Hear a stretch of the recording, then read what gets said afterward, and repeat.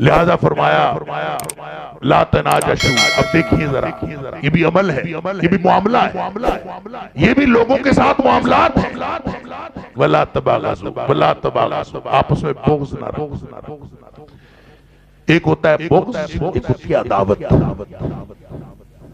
عداوت ہوتی ہے ظاہری دشمنی، بغض ہوتا ہے قلبی دشمنی. ہوتی دونوں دشمنی ہیں. عداوت سب کو نظر آ جاتی ہے، بغض نظر نہیں آتا. بغض دل میں ہوتا ہے. تو دل میں جو چیز ہوئی وہ تو تقویٰ ہے. اگر آپ نے بغض دل میں رکھا تو اس کا مطلب ہے دل میں تقویٰ نہیں رہ سکتا. دل میں بغض ہے تو تقویٰ نہیں ہے، تقویٰ ہے تو بغض نہیں ہے. ولا تباغضوا، آپس میں بغض کبھی نہ رکھو. ظاہری دشمنی تو ساری دنیا کو نظر آ جاتی ہے کہ فلاں کی فلاں سے دشمنی ہے، فلاں سے فلاں کی دشمنی ہے. یہ جو دل کا بغض ہے یہ ساری نیکیوں کو کھا جاتا ہے. اس لیے فرمایا کبھی آپس میں دل میں بغض نہیں رکھنا، دشمنی نہیں رکھنی، فوراً نکال دیا. بڑا مشکل کام ہے دل میں دشمنی لے کے پھرتے رہنا. کتنا مشکل کام. بڑے حوصلے والے لوگ ہوتے ہیں جو دل میں دشمنی لے کے پھرتے رہتے. ہمارے استاد گرامی کہا کرتے تھے کہ صبح جب گھر سے نکلو تو دونوں جیبیں بھر کے نکلا کرو معافیوں. ایک جیب میں وہ معافیاں جو مانگنی ہیں اور ایک جیب میں وہ معافیاں جو دینی ہیں. جہاں غلطی ہو فوراً معافی مانگو، اور جہاں کسی سے غلطی ہو فوراً معافی دے دیں، تاکہ شام کو جب واپس آئیں تو دل میں کسی کے خلاف کوئی بغض نہ ہو، نہ کسی کے دل میں آپ کے خلاف ہو. معاملہ صاف کر کے شام کو گھر کو واپس لو. اللہ ولا تباغضوا. پھر فرمایا ولا تدابروا. تدابر کا معنی یہ ہے کسی کو چھوڑ دینا، کسی سے قطع تعلق کرنا. وہ حدیث بھی آپ نے سنی ہوگی کہ نبی پاک صلی اللہ علیہ وسلم فرمایا کسی مسلمان کے لیے حلال نہیں ہے یا لا یحل لمسلم ان یحجر اخاہ فوق ثلاث کہ اپنے بھائی کو 3 راتوں سے زیادہ قطع تعلقی کرے، یہ کسی مسلمان کے لیے حلال ہی نہیں. گویا اگر وہ 3 راتوں سے زیادہ قطع تعلقی کی ہے تو وہ کیا کام کر رہا ہے؟ حرام کر رہا ہے. 3 راتوں سے کم کی جو ناراضگی ہے گویا اس کو شریعت نے اجازت دی ہے. فطری طور پر آدمی کو کسی سے ناراضگی ہو جاتی ہے. تو وہ جو میں کہہ رہا ہوں کہ شام سے پہلے معاملہ صاف کر لیا کریں، تو گویا میکسیمم آپ کے پاس لمٹ ہے within 3 days. 3 دن سے پہلے اپنے معاملات سے 3 دن سے زیادہ گیا تو آپ ایک حرام کے مرتکب ہو رہے ہیں. اللہ اکبر. اور جو حرام کا مرتکب ہو رہا ہے وہ قوا انفسکم واہلیکم نارا کیسے کرے گا؟ وہ جہنم سے کیسے بچائے گا اپنے آپ کو اگر وہ مرتکب ہو رہا ہے حرام کا؟ لہذا قطع تعلق کسی بھی طرح کا، چاہے وہ دیکھیں تعلق کی ایک نوعیت ہوتی ہے. ایک تعلق وہ ہے جو رشتہ داروں کے ساتھ انہی رشتہ داریوں کے ساتھ تعلق ہوتا ہے. ایک تعلق ہوتا ہے جو دوستوں کے ساتھ تعلق ہوتا ہے. ایک تعلق ہوتا ہے جو جماعتی تعلق ہوتا ہے، دینی تعلق. ہر طرح کے تعلق کی ایک الگ کیٹیگری. کسی بھی طرح کا تعلق جب کوئی شخص کسی ناراضگی کی بنیاد پر اس کو چھوڑتا ہے تو وہ قطع تعلق ہوتی ہے. یہ صرف اور صرف قطع رحمی کی بات نہیں ہے، قطع تعلقی کی بات ہے. تدابرو، قطع رحمی تو حرام ہے ہی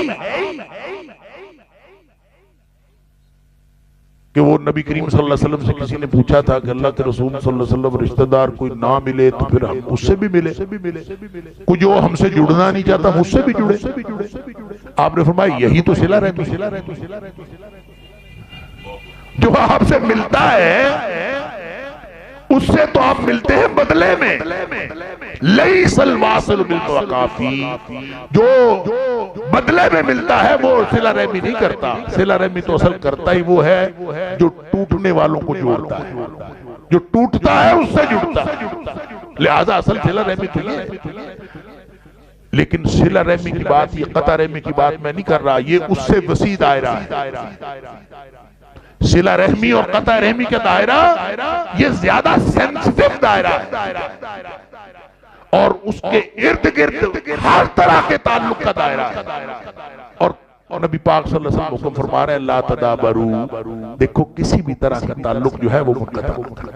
میں یہاں ایک نام نہیں لیتا، ہمارے دینی ساتھی ہیں، ابھی ہیں، اللہ تعالیٰ غلطیاں کوتاہیاں سب کی معاف فرمائے۔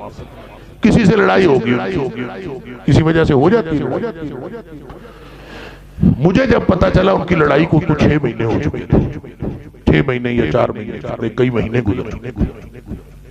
خیر مجھے پتا چلا، میں دونوں دوستوں کو بٹھایا، ان کی صلح کروا دی۔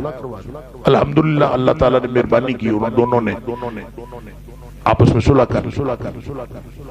صلح کے بعد حضرت نے مجھے بتایا کہ میں ان کے لیے حرم میں جا کے بھی بد دعائیں کرتا ہوں۔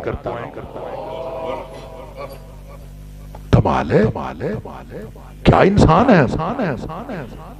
لڑائی ہوئی، کسی وقتی معاملہ تھا، وہ کہتا ہے میں نے پورا یہ عرصہ جو گزرا ہے میں نے ان کے لیے بد دعاؤں میں گزارا، اور میں حرم میں جا کے بھی ان کے لیے بد دعائیں کی۔ انا للہ و انا الیہ راجعون۔ آپ اگر معاملات اس طرح کے رکھتے ہیں، جس دل میں بغض ہے، اس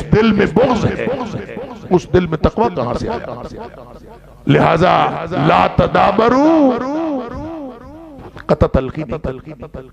ٹھیک ہے آپ اس کو کوئی بہت ہی ناگزیر حالات تو آپ اس میں ٹھہراؤ پیدا کر لیں، لیکن منقطع لا تدابرو یہ کہنے کے بعد، یہ 4 بنیادی حکم دینے کے بعد فرمایا وَكُونُوا عِبَادَ اللَّهِ إِخْوَانًا، اللہ کے بندو بھائی معاملات ایسے نہیں ٹھیک ہوتے، بھائی بن جاؤ، ایک دوسرے کے ساتھ اخوت اور بھائی چارہ پیدا کرو، اور پھر بھائی بن جاؤ۔ فرمایا مسلمان تو مسلمان کا ہوتا ہی بھائی ہے، المسلم اخو المسلم، مسلمان کا بھائی ہوتا ہے، اور جو بھائی ہوتا ہے وہ پھر اس پر ظلم نہیں کرتا۔ لا یظلمہ، ظلم کرنا کیا مطلب ہوتا ہے؟ ظلم عدل کی ضد ہے، عدل کی ضد۔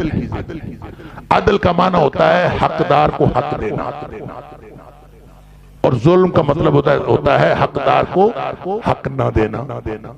وضع شیء فی غیر موضعہ اور وضع شیء فی موضعہ، حقدار کو حق دینا عدل ہے، اور حقدار کو حق نہ دینا یہ ظلم ہے۔ اور پوری زندگی دنیا میں جتنا نظام چل رہا ہے نا، یہ شاید عدل سے چل رہا ہے۔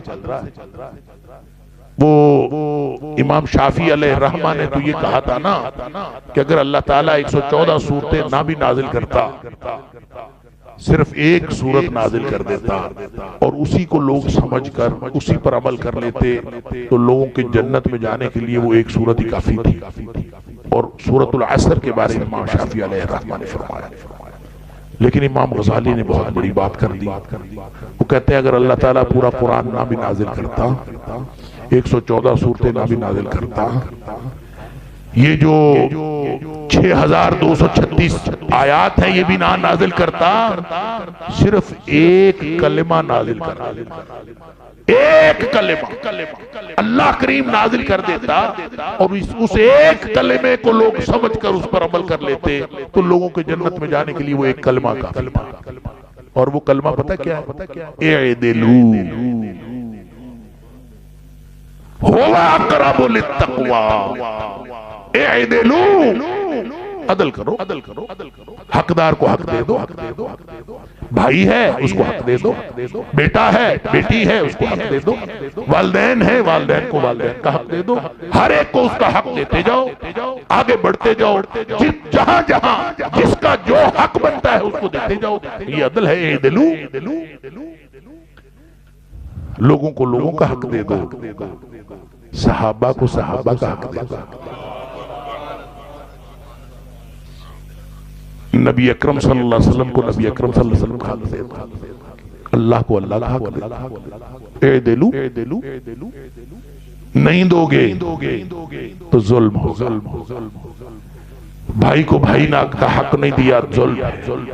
والدین کا حق نہیں دیا، بڑا ظلم ہے۔ صحابہ کا حق نہیں دیا، اس سے بڑا ظلم ہے۔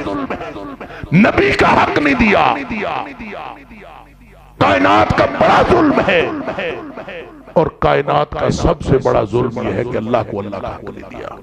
ان الشرک لظلم عظیم، کائنات کا سب سے بڑا ظلم یہ ہے کہ اللہ کو اللہ کا حق نہ دیا جائے۔ لہذا ایک کلمہ ہے اعدلو، حق دیتے جاؤ سب کا۔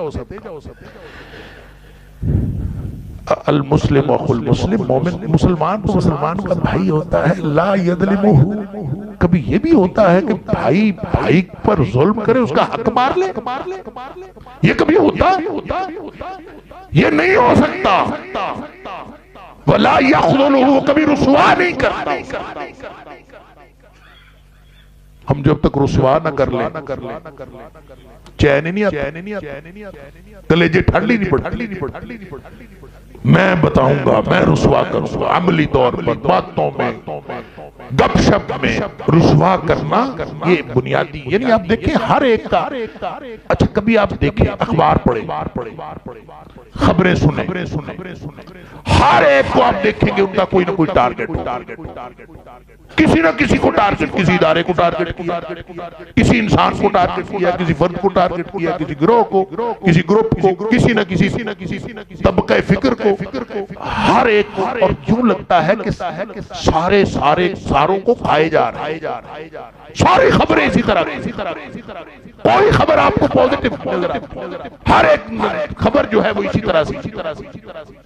نبی پاک صلی اللہ علیہ وسلم فرماتے ہیں مسلمان تو مسلمان کا بھائی ہے، وہ اس کو کبھی بھی رسوا نہیں کرتا، نہ ظلم کرتا ہے، نہ اس کا حق مارتا ہے، نہ اس کو رسوا کرتا ہے۔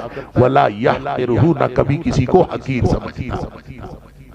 یہ فرمانے کے بعد اب بات تو اس کے ساتھ ملتی ہے، بِحَسْبِ امْرِئٍ شَرٍّ أَن يَحْقِرَ أَخَاهُ الْمُسْلِمَ، یہ اس کے ساتھ ملتی ہوئی بات ہے۔ لیکن یہاں نبی کریم صلی اللہ علیہ وسلم نے پہلے فرمایا التقویٰ ہاہنا، 3 دفعہ آپ نے اپنے سینہ مبارک کی طرف اشارہ فرمایا۔ پھر اگلی بات فرمائی کہ آدمی کے برا ہونے کے لیے یہ کافی ہے کہ وہ اپنے مسلمان بھائی کو حقیر سمجھے۔ اللہ اکبر۔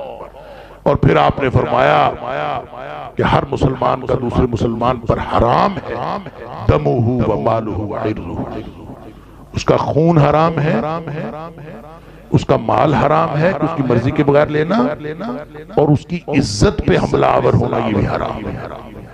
اگر یہ ڈسپلن قائم کر لیتے ہیں تو اس کا مطلب یہ ہے کہ ہم اللہ کے اس حکم کو، یا ایھا الذین آمنوا قوا انفسکم واہلیکم نارا، اپنے آپ کو اور اپنے اہل خانہ کو جہنم کی آگ سے بچا لو۔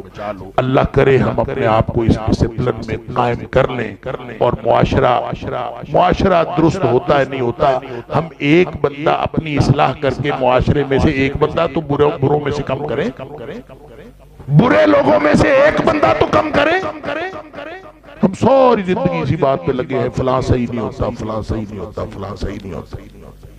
آج ہم نے جتنے بھی لوگ ہم یہاں بیٹھے ہیں، ہم نے یہ طے کر کے اٹھنا ہے انشاءاللہ۔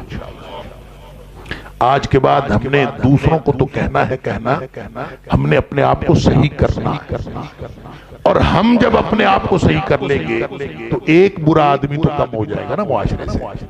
جب ایک برا آدمی کم ہو جائے گا میرے صحیح ہونے سے، تو آپ سب بھی اگر اپنے آپ کو صحیح کر لیں گے تو انشاءاللہ معاشرہ خود بخود صحیح ہونا شروع ہو جائے گا۔ اللہ تعالیٰ مجھے اور آپ کو، ہم سب کو توفیق عطا فرمائے۔ وآخر دعوانا الحمدللہ رب العالمین۔